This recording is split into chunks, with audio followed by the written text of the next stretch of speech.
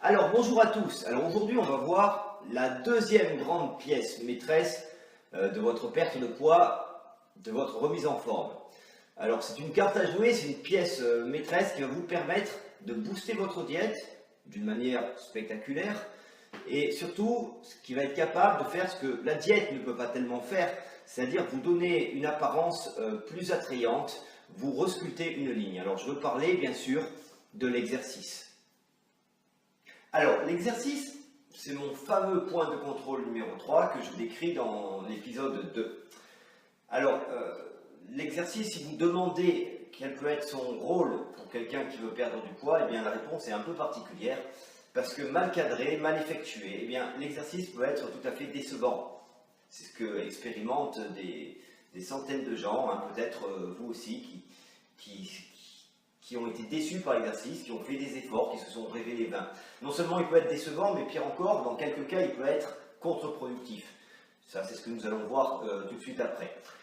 Mais bien cadré, dans le bon contexte, l'exercice, eh ben, au contraire, peut être spectaculaire et véritablement celui qui va vous donner accès à une perte de poids, qui va vous guider vers une apparence nouvelle.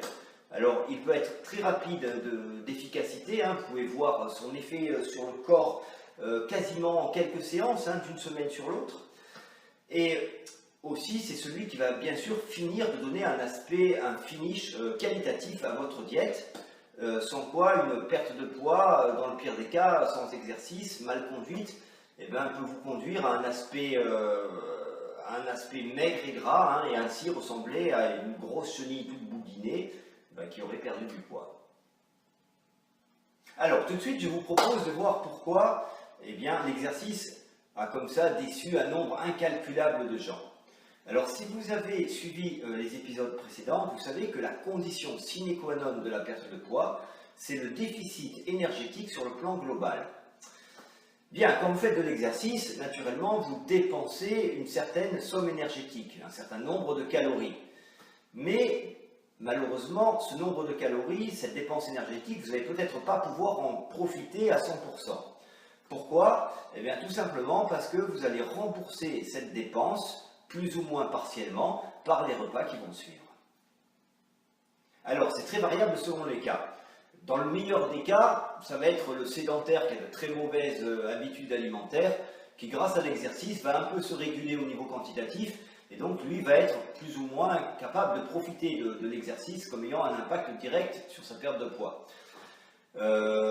Autre cas, eh bien, la personne va tout simplement rembourser ses dépenses énergétiques, alors heureusement d'une manière pas souvent complète, mais ce qui va faire que l'exercice, eh bien, au niveau de la dépense calorique, va avoir un impact simplement de 20% de cette dépense ou 30% eh bien, sur sa perte de poids réelle, hein, ce qui reste quand même décevant. Et dans le pire des cas, eh bien, il va se passer l'inverse, c'est-à-dire que certaines personnes, en faisant de l'exercice, vont avoir un effet sur l'appétit, donc vont booster leur appétit, et ils vont carrément prendre du poids en faisant de l'exercice. Alors c'est là que certains coachs débiles vont vous conseiller de ne pas manger après l'exercice, et justement dans la croyance un peu naïve que ne pas rembourser tout de suite la dépense énergétique va mieux agir sur votre physique, hein. Alors c'est complètement faux, hein. Le corps se régule en plusieurs jours et il n'y a pas moyen d'échapper finalement à la régulation du corps si ce n'est qu'en comptant précisément sur une grande période. Donc vous l'avez compris, pour profiter pleinement de l'exercice, c'est-à-dire 100% de votre dépense énergétique qui va impacter votre perte de poids, eh bien il faut avoir un compte calorique qui se situe déjà sur un léger déficit calorique. Une fois que vous êtes dans le déficit, toute calorie supplémentaire que vous allez dépenser va directement impacter ce déficit-là. Voilà, maintenant vous savez que grâce à un plafond calorique pertinent, alors voir point de contrôle numéro 2 dans l'épisode numéro 2, eh bien, vous allez pouvoir donner à l'exercice 100% de son efficacité au niveau calorique, et croyez-moi, ça fait une sacrée différence. Vous allez passer de quelque chose d'aléatoire et subjectif à la possibilité d'avoir un contrôle concret et presque visuel sur l'évolution de vos séances. Avant de vous donner ce qu'il y a de plus pertinent pour réaliser vos programmes, D'abord, je vous propose d'aller faire un tour du côté de tous les pièges à éviter. Pour les exercices complémentaires qui vont vous servir à accélérer vos progrès, alors laissez tomber déjà les programmes de cardio à basse intensité où on vous prescrit des séances très longues en allant tout doucement. Hein. Ça date d'une époque où on croyait qu'il n'y avait que ça pour taper dans les graisses. Et bien sûr, c'est faux. Hein. Depuis, la physiologie a évolué. On sait que le corps remplace par la suite ce qu'il a brûlé dans un carburant ou dans l'autre. Alors, si vous faites ça, ce qui va vous arriver, c'est que vous allez dégrader votre masse musculaire, hein, ce qui n'est pas bien au niveau qualitatif. Et puis aussi, vous avez bien sûr un rapport temps-résultat assez décevant. Alors, par pitié, par-dessus tout, laissez tomber les exercices qui sont censés brûler du gras en localité. Hein, ça ne fonctionne pas du tout. C'est ce qui alimente la caisse d'escrocs depuis des décennies qui vont vous vendre toutes sortes de merde à la télé. Ce n'est pas du tout comme ça que le corps fonctionne. C'est une perte de temps pure et dure.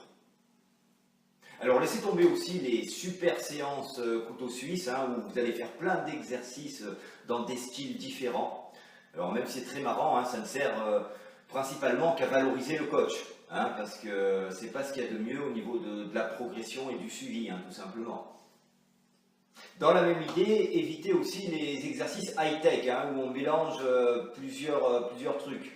Par exemple, les exercices où on va vous mettre sur des ballons d'équilibre, où on va faire des tests d'agilité en même temps que des exercices de base, etc. Parce qu'en fait, tout ce qui vous détourne de la fonction biomécanique la plus simple, est aussi ce qui va vous détourner de son efficacité. Alors, laissez tomber aussi les séances de fou, hein, même si ça a été à la mode dernièrement, les séances où vous allez sortir tout ce que vous avez, où vous allez aller au-delà de la douleur. Alors évidemment, ça peut avoir un gros impact au niveau calorique, mais ça peut même intéresser certaines personnes qui ont des problèmes de poids, qui adorent surinvestir au départ. Mais ce qui nous intéresse, c'est qu'on ne va pas pouvoir continuer à faire ça. Hein. Vous allez précipiter votre corps dans une situation d'échec et tout simplement, vous n'allez pas pouvoir réitérer ce genre de séance. Hein. Donc évitez ce genre de séance héroïque.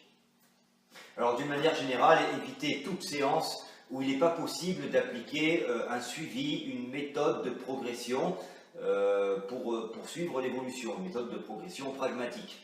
Hein, parce que sinon, votre séance de sport, c'est une séance d'animation. Hein, c'est un peu comme le centre aéré pour les gosses. Laissez tomber les séances où vous mélangez la muscu et le cardio. Hein, parce que tout simplement, vous perdez sur les deux tableaux. En ce qui concerne la musculation, évitez le genre de programme traditionnel culturiste qui consiste à diviser le corps par petites parties et à faire beaucoup de séries sur chacune de ces parties, à chaque fois une partie par séance, une séance par jour de la semaine, etc. Ce genre de programme, en fait, même sur le plan culturiste, c'est vraiment pas ce qu'il y a de mieux. Hein. Ce sont des programmes qui datent des années 70, hein, à une époque où il y a eu un peu le boom des produits anabolisants. Et même sur le plan culturiste, ce n'est pas l'idéal pour se développer. Il vaut mieux avoir recours à des programmes antérieurs, hein, des années 60, des années 50. Etc. Hein. Bon, là je ferme la parenthèse, c'est une autre histoire. Donc évitez ce genre de programme qui consiste à faire beaucoup de séries et à couper le corps en petites parties, parce que ce n'est pas du tout adapté au contexte de plafonnement calorique. Toujours sur le plan de la musculation, laissez tomber les machines en général, hein, et plus elles sont spécialisées et plus elles sont guidées, et moins ça va vous servir, moins c'est efficace. Laissez tomber encore les programmes de muscu, ce que j'appelle les programmes de muscu mal assumés, où on va donner des poids insignifiants, hein, soi-disant pour pas gonfler, hein, alors ça c'est stupide aussi, et qui vont vous donner des très longues séries faites pour agir sur certaines parties du corps, hein, ce qui fonctionne pas. Hein, alors ça c'est pas du tout efficace, autant faire quelque chose d'autre, hein, que de la muscu. Voilà, j'espère que ça vous a plu et que ça a pu vous être utile, hein, de reconnaître certains des pièges pour éviter de perdre votre temps. Dans le prochain épisode, et cette fois-ci c'est promis, je vous donne ce qu'il faut vraiment faire pour gagner du temps, pour avoir un programme au top.